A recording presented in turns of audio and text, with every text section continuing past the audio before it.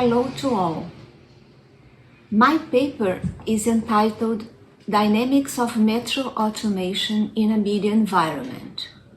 It's one of the results of the research I've been developing in the Federal University of Rio de Janeiro, where I teach, is sponsored by the National Council for Scientific and Technological Development.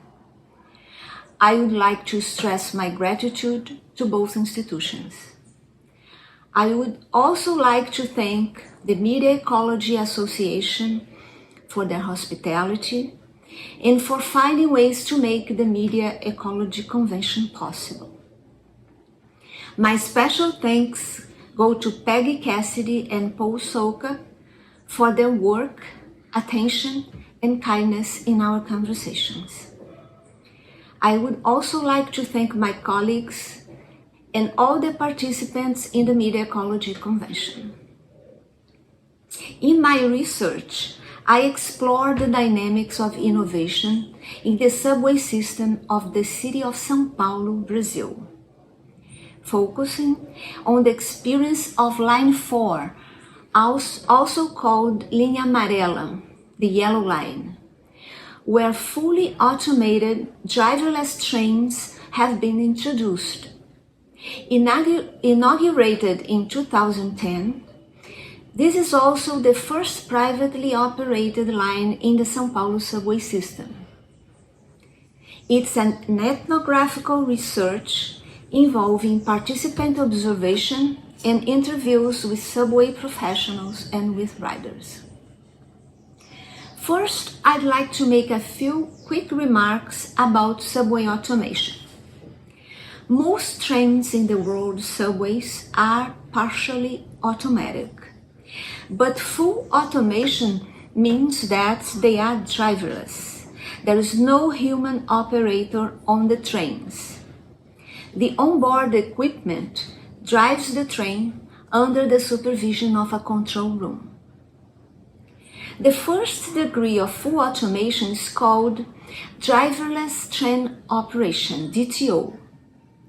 It works with a train attendant who is in charge of driving the train manually in emergencies. The highest degree of automation is called UTO, unattended train operation. In this case, there is no staff on board. The trains are completely unmanned. The Line 4 of the São Paulo system was conceived to operate with the unattended mode, UTO. The São Paulo subway is a heavy metro system, meaning a form of urban rail public transportation that has high capacity and high speed. The São Paulo subway is also one of the most crowded systems in the world, if you consider the ratio traffic volume length. São Paulo is one of the most populated cities in the world. Greater São Paulo is ranked 7th among the largest urban agglomerations between Shanghai and Seoul. New York occupies the 11th position. In my approach, I take the subway as a complex communication system comprising both technological devices that constantly send out operational messages to keep the trains running, and people, riders and transport workers who interact with each other and with mechanisms. In subway communicative circuits, technology and human agency incessantly imbricate, shaping a media environment which I also call machinical environment due to its aspect of hybrid arrangements of interfaces. Machinical is a term coined by the French philosopher Gilles Deleuze and by the French psychologist Félix Guattari. It refers as a first meaning to the technical machines. By the same token, it also alludes to social processes, since for the authors, their heterogeneous components form an arrangement, in French agencement, like pieces that fit in a machine. I investigate how communicative circuits of subway mechanical environment get reconfigured with full automation in the context of the São Paulo subway. In shaping the notion of mechanical environment, we can also evoke the French philosopher and sociologist Bruno Latour, who explores social processes and technological innovation as an active network. And Chilean biologist Francisco Varela, who writes that an environment is never given, but is rather co-produced through its occupation. The subject and the environment get constituted as they relate to each other. There is a co-implication between them, meaning that they are intrinsically coupled. Subway environment is shaped as its users, riders and transport workers interact and address the built space and the complex technical interfaces.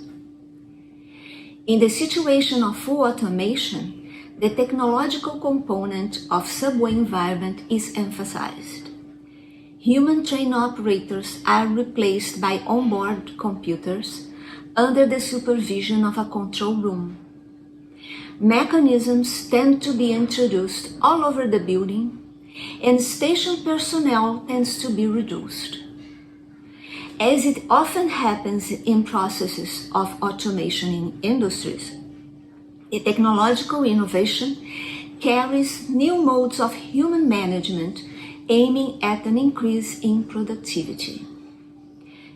Human presence is displaced or replaced by technical artifacts.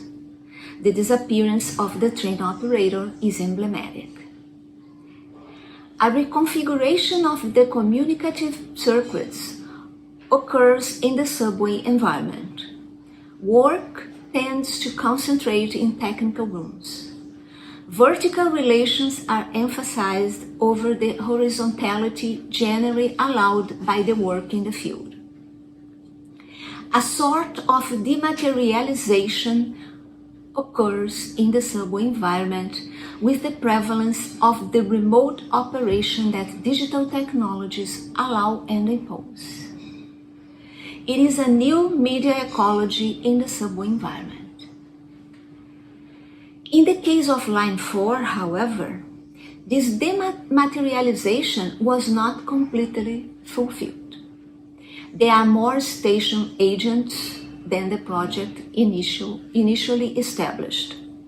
And there is the even more surprising presence of an agent on the automated trains, which was supposed to run completely unattended. The regime of unattended spaces did not totally prevail in Line 4. I have been examining the controversies that arise in the experience of automation in Line 4, relying on interviews with different professionals.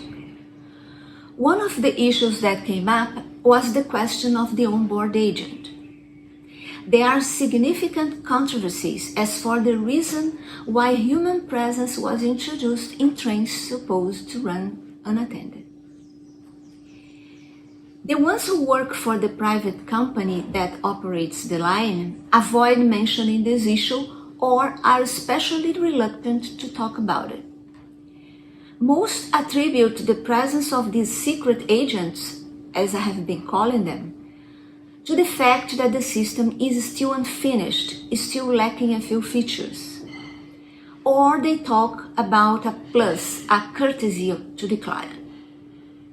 On the other hand, professionals who work for the state company that operates other lines in the system believe the human presence on automatic trains and the stations points to the recognition of a safety problem. Participant observation and interviews with a few professionals involved with Line 4 have shown that some characteristics of the experience of full automation in the line could account for this extra care. Let's examine a few of them. Besides technological innovations, new managerial and operational experiences also tended to accumulate, making the running of Line 4 much more complex. The fact that the line is privately operated was in the origin of a few of them. The different brands of the technical artifacts brought either by the state or the private company generated incompatibilities between interfaces in the beginning of commercial operation. For example, the platform screen doors and the train doors did not always work in synchrony. The fact that São Paulo subway has a huge ridership adds to usual risks. As my interlocutors told me, the issue of overcrowding was brought up in early debates by those who opposed the decision to go driverless. All these issues might have contributed to increase the presence of operators in stations and, most surprisingly, on trains. The automated system relies more than expected on human agency. French sociologist Gérald Gallot writes that the phenomenon of innovation is made of stages and is necessarily marked by conflicts. It is also a contingent process that never ends.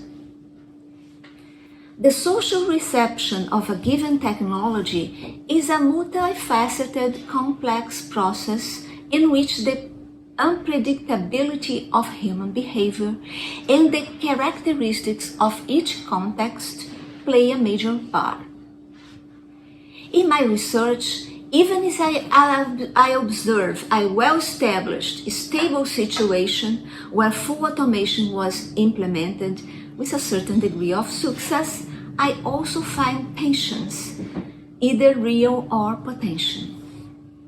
As digital technologies displace or replace old ones, as well as human subjects, we see how a sort of dematerialization of the subway environment and certain material imperatives converge, shaping particular dynamics in this media environment.